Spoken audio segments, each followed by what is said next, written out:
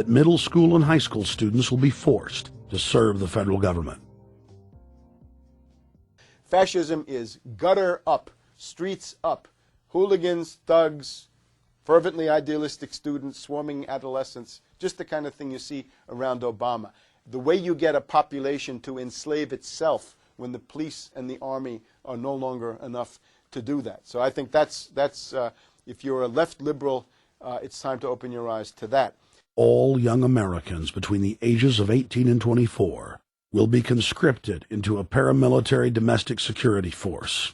If Obama has his way, adults and seniors will also be forced into other forms of service for the betterment of the homeland. Number 3, disarming the American people. Obama operatives in the Congress have introduced more than 10 bills that would end the Second Amendment as we know it.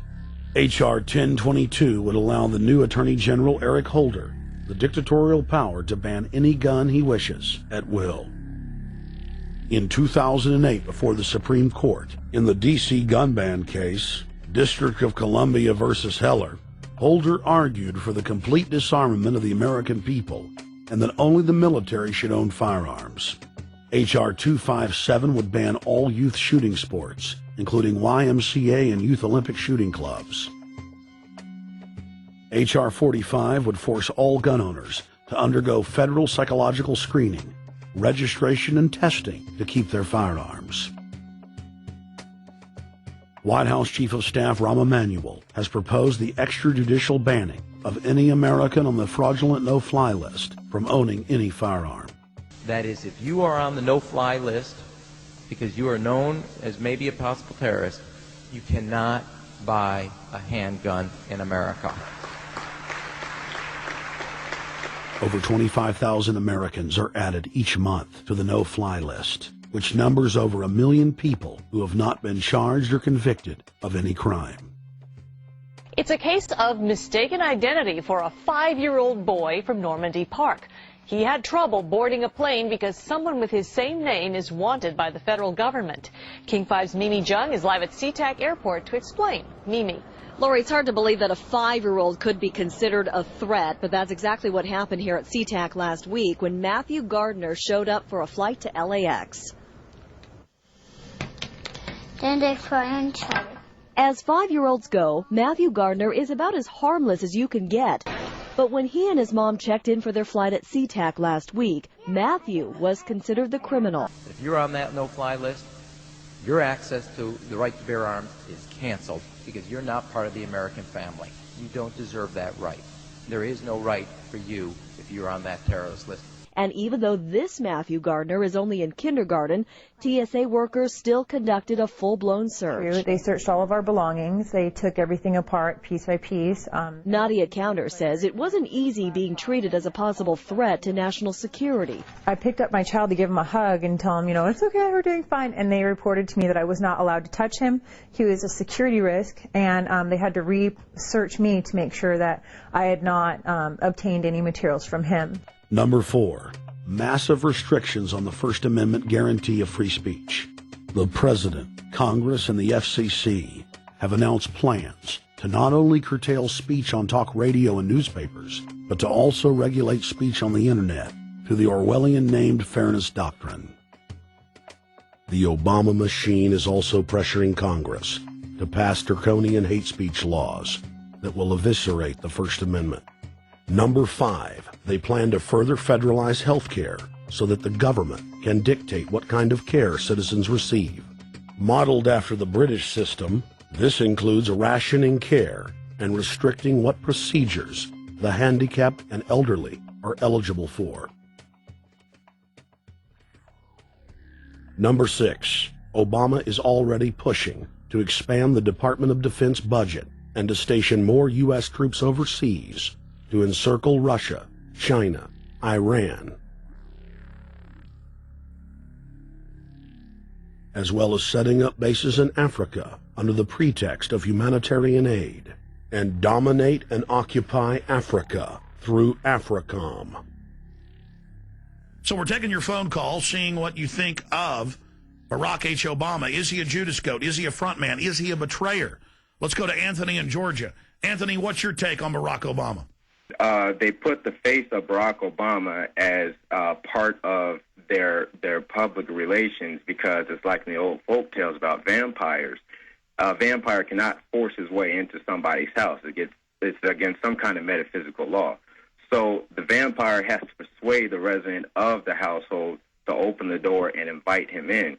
So they're going to look at the peephole at Barack Obama, which looks like them and appears to be on their side. They're going to say, okay, here's my ally. Let me open the door and let me let this person in.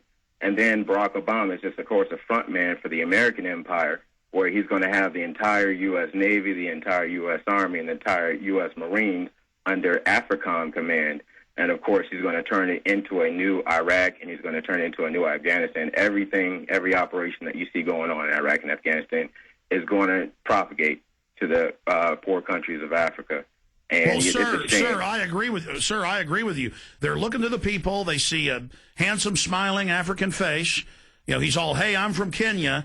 And then it's a total bait and switch. But it's the same thing here in the United States where they would get sellout Native American chiefs to sell out their people. This is the oldest trick in the book. And he can also pacify the most downtrodden minority groups in the United States. And he's saying, hey, get ready for sacrifice. Get ready to lose your standard of living. They're like, yay, I love Obama. They could never get away with this with a John McCain. Obama basically does a couple of things. One is, again, this idea, kick the Chinese out of Africa. Kick them out of Sudan where they get oil. Kick them out of Zimbabwe where they get raw materials. Start a civil war in Congo, another big source of raw materials. Al-Qaeda, an arm of the U.S. intelligence community, is now active in Algeria, Tunisia, Morocco. You've got a destabilization going on in Kenya around Odinga. That's Obama's cousin. This is a guy who has two children. They're Obama's niece and, nephew in a broad sense. And one of them is named Raul, and the other one is named Winnie, after Winnie Mandela, who did the necklacing and political assassinations in South Africa. So this Odinga is essentially a CIA destabilizing operation in Kenya, and he's got a Odinga Islamic alliance to crush the Christians in Kenya, but this also reaches into Ethiopia, it reaches into Uganda, Congo, Tanzania, and a whole bunch of other countries in that region. So all of Africa is a battlefield in flames between the U.S. and the Chinese, with Obama leading the charge to kick the Chinese out for geopolitical reasons. Number 7, radically expand federal control over family farms and ranches through the Animal ID and Premises ID system. Number 8, accelerate the merger of the United States with Canada and Mexico under the Security and Prosperity Partnership. He is also accelerating the transfer of remaining federal authority to unelected quasi-governmental bodies like the World Trade Organization. Number 9, Obama must convincingly play the part of the president and convince the people of the United States that the buck actually stops with him. This is critical to the globalist master plan, because in 4 to 8 years, Obama must take the blame, as Bush did, for the New World Order's horrific agenda. At that point, the elite will put a new puppet in the ceremonial seat of power and build him up as the savior, only to tear them down again. And so the process is repeated over and over. For their program to work, it is essential that the people not learn that the presidency is now nothing more than theater, because if they did, the people would stop looking at the pawns and start looking for the king. Through this system of deceit, the elite's criminal agenda can continue forever because the people waste all of their political energy debating the media spectacle instead of investigating the globalist agenda. Number 10, it's Obama's job to sell the public on globalist policies that aren't in the people's best interest. But the overlords have many salesmen.